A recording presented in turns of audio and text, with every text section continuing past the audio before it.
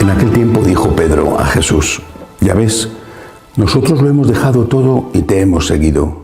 ¿Qué nos va a tocar? Jesús les dijo: en verdad os digo, cuando llegue la renovación y el Hijo del Hombre se siente en el trono de su gloria, también vosotros, los que me habéis seguido, os sentaréis en 12 tronos para juzgar a las 12 tribus de Israel. Todo el que por mí deja casa, hermanos o hermanas, padre o madre, hijos o tierras, recibirá 100 veces más y heredará la vida eterna. Palabra del Señor. Hoy la Iglesia celebra la fiesta de San Benito, uno de los patronos de Europa. La historia de San Benito, como la de muchos santos, demuestra la preocupación de Dios por el bien del hombre. Demuestra que el Espíritu Santo nunca ha dejado de trabajar y que ha mandado sus dones, sus carismas, a la Iglesia y a la sociedad, como el médico que está preocupado por el enfermo y le receta la medicina que necesita en cada momento. La acción de San Benito, sus maravillosos monasterios, algunos de los cuales se conservan tal y como fueron fundados, edificados por él. Por ejemplo, la abadía del Subiaco, cerca de Roma. Otros fueron destruidos en las guerras, como Monte Cassino. Pero sobre todo su regla, su sabiduría, ha hecho que con razón se le llame padre de Europa. Él nace en una época de profundas convulsiones. Todavía estaba reciente la herida, que la llegada masiva de pueblos que los romanos llamaban despectivamente bárbaros, pero que tenían su propia cultura y su propia religión. La herida que había causado al Imperio Romano, herida mortal, herida que había supuesto la destrucción de todo, las carreteras, el comercio, por supuesto la seguridad. Y él, repito, influido, movido por el Espíritu Santo, empieza una obra religiosa que se convierte en una gran obra renovadora desde el punto de vista económico. Por ejemplo, la importancia para la agricultura de los monasterios benedictinos, o desde el punto de vista cultural. Sin los benedictinos, Europa no sería lo que hoy es. En el origen de esa Europa de la cristiandad, de la Europa de las catedrales, están los benedictinos.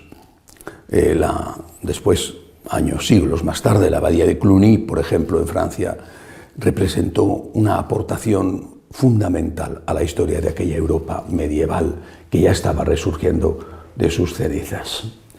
Pero ¿cuál es la gran lección de San Benito? Primero, es su lección espiritual. La lección espiritual era poner a Dios en el primer lugar. Repito, en un mundo destruido, porque hay que ver cómo estaba Europa entonces. En ese mundo destruido todo se puede hacer si Dios está en el primer lugar. Y si Dios está en el primer lugar, se puede, por ejemplo, acoger en casa al peregrino, una de las características típicas de los monasterios benedictinos. Y se puede también trabajar. Por eso el lema, aunque es posterior a San Benito, es un lema benedictino: ora et labora, reza y trabaja. Dios en el primer lugar, reza y trabaja.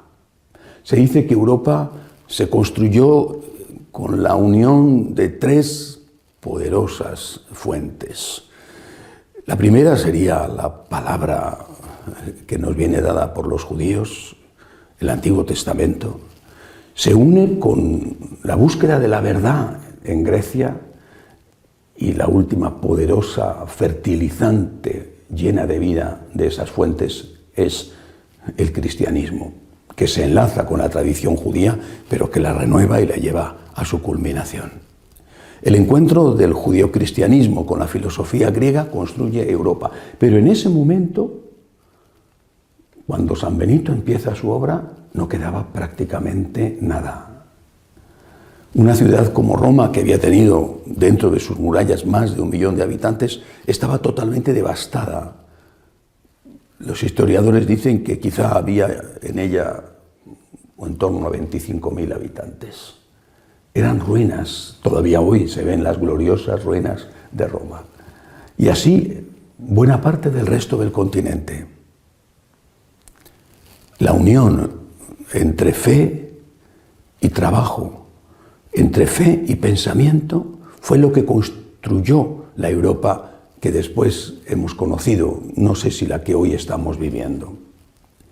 Pero si este ora et labora, reza y trabaja, reza, pero trabaja.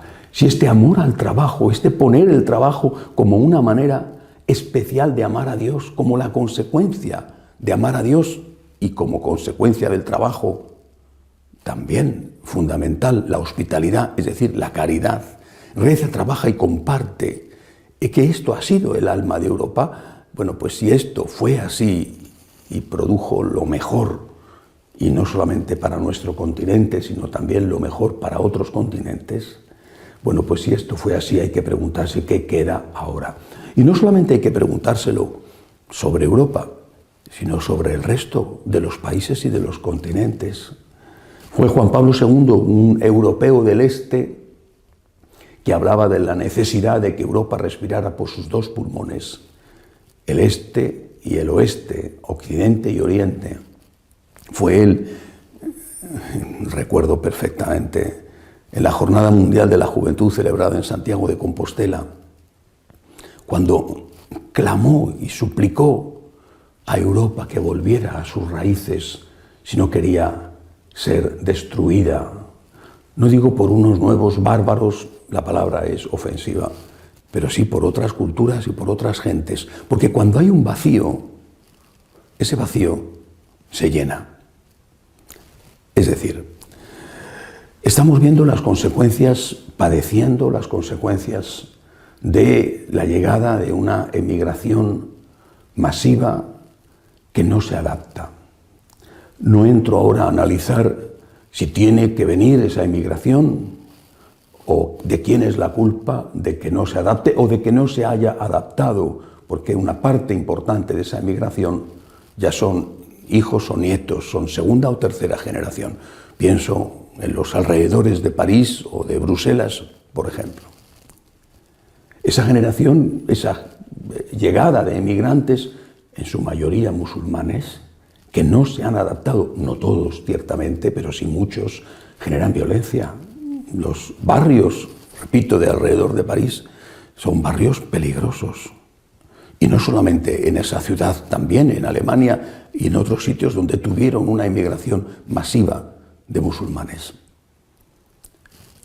Pero esta gente, ¿con qué se ha encontrado?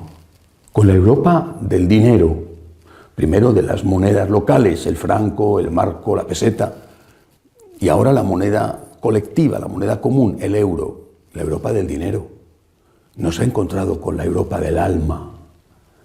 No se ha encontrado con unas iglesias llenas de gente fervorosa que cree, que ama, que trabaja y que comparte. No se ha encontrado con la Europa de San Benito, o de San Francisco de Asís, o de San Ignacio de Loyola. Se ha encontrado con una Europa que solo se preocupa por el bienestar. Y que sí, es generosa porque lo es. Quizá es generosa después de haber esquilmado tanto.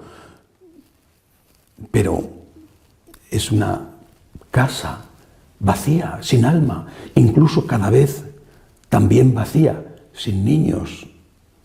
Es la Europa de las grandes matanzas con el aborto.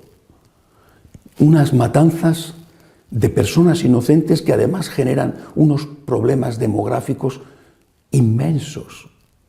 Con esta Europa se están encontrando los emigrantes que de forma legal o ilegal llegan de manera masiva a este continente. Se trata de regular la inmigración, por supuesto, pero sobre todo de integrar. ¿Cómo se va a integrar cuando no hay nada donde ser integrado? Aparte, repito, de muchas casas vacías, porque ya no tienen quien las ocupe, y desde luego cada vez una economía más frágil, porque ya no tienen manos que trabajen. Europa, sé tú misma, decía Juan Pablo II. Sé tú misma, vuelve a tus raíces, vuelve a la fe y al trabajo, al ora et labora, a la fe que construyó las catedrales extraordinarias. Sin esto, un vacío que se ocupará y destruirá, o al menos en parte destruirá. Esto vale también para el resto de los continentes.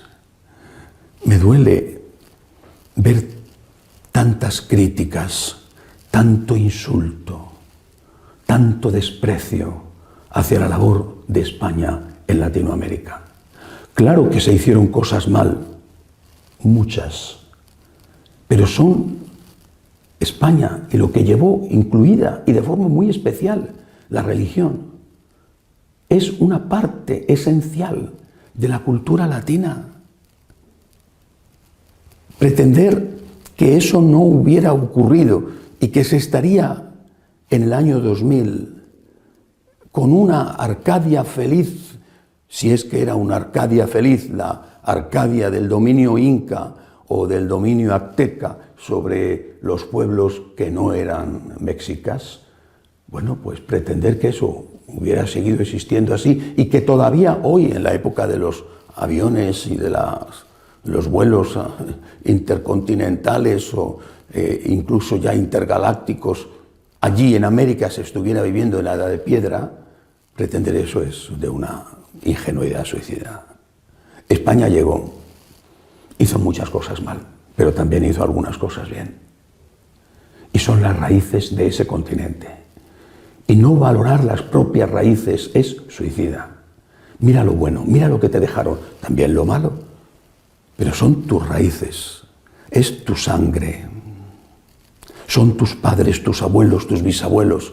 Los míos nunca se movieron de España, son los tuyos. Si hicieron fechorías, fueron los tuyos, porque los míos nunca salieron de aquí. Por eso, hay que volver a las raíces, valorarlas, discernir lo bueno de lo malo, pero ser fieles a eso bueno, que es lo que nos ha constituido como un pueblo. De lo contrario, estaremos siempre echando la culpa a los demás, como pasa en América o como pasa en África.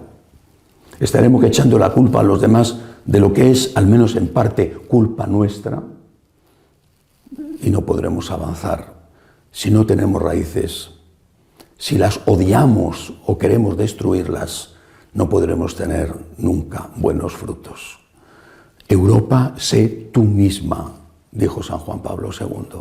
Sé fiel a tus raíces. Esto vale para cualquier país, para cualquier continente. Seamos fieles a lo que nos enseñó San Benito. Dios, en el primer lugar, reza.